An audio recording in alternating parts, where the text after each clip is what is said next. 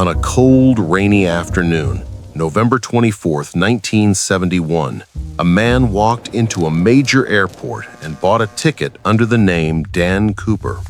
What happened next wasn't just a crime. It was an act of pure cinematic defiance that created the most enduring aviation mystery in history. This is the story of the one man who beat the system, vanished with the cash, and became an American phantom. The sky over Portland was dark, mirroring the deep black of his suit and trench coat. He was unremarkable. 1,000 men just like him traveled for business every day. Cooper, quiet and professional, was a shadow against the flickering yellow terminal lights. He paid for his ticket with cash, received his pass for Flight 305 to Seattle, and simply walked away. The Boeing 727, a workhorse of the sky, was only half full for the holiday. Cooper found his seat in the rear, ordered a bourbon, and lit a cigarette. He showed no nervousness. He did not fidget. He was the picture of confidence. He was waiting. A flight attendant, Florence Schaffner, passed by. In a gesture common enough to go unnoticed, Cooper handed her a folded note.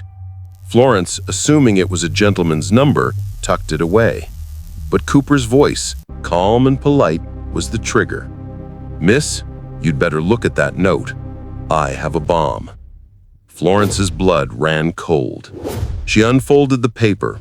Scrawled in rough, black ink were the words that instantly turned the flight into a nightmare.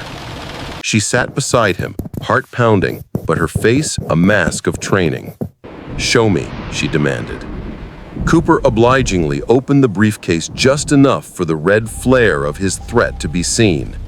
8 sticks of dynamite, wires, a battery. It looked real. That was all that mattered. He laid out his demands, not with threats, but with cold, calm precision. $200,000 in $20 bills, 4 parachutes, and a full tank of fuel.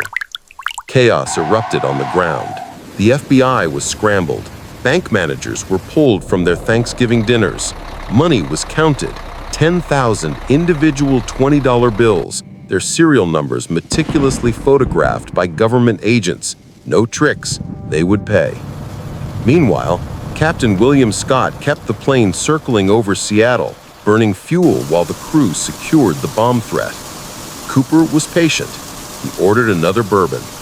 He noticed that the plane, the crew, and the banking system were all dancing to his tune.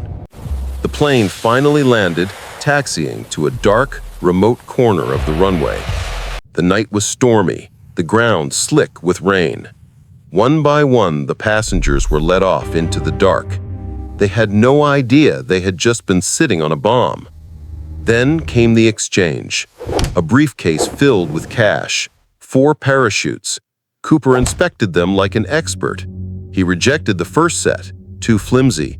He knew what he was doing. He was prepared.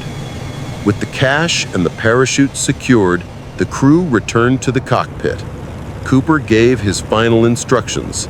Fly south to Mexico City. Flaps down, landing gear down, cabin unpressurized, altitude no higher than 10,000 feet. A configuration tailor-made for a jump. The plane roared back into the black storm. The crew were locked into the cockpit. Cooper was alone in the dark cabin preparing for his final act. He placed his tie and mother-of-pearl tie clip carefully on the seat. He tied the massive canvas bag of money around his waist with rope cut from a parachute. He was securing his fortune. Then, the point of no return. Cooper forced the crew to open the rear air stairs. Wind, rain, and cold roared into the cabin. Below, nothing but the infinite black void of the storm. He stood at the edge of the open hatch, his trench coat whipping madly. He was a small, dark silhouette against the powerful red glow of the plane's taillight. He didn't hesitate. He took his final leap of faith into the storm. And then, he was gone. The moment he vanished, the greatest manhunt in American history began. FBI agents, police, and volunteers swarmed the rugged, unforgiving forests of the Pacific Northwest. Search parties combed miles of treacherous terrain. Nothing.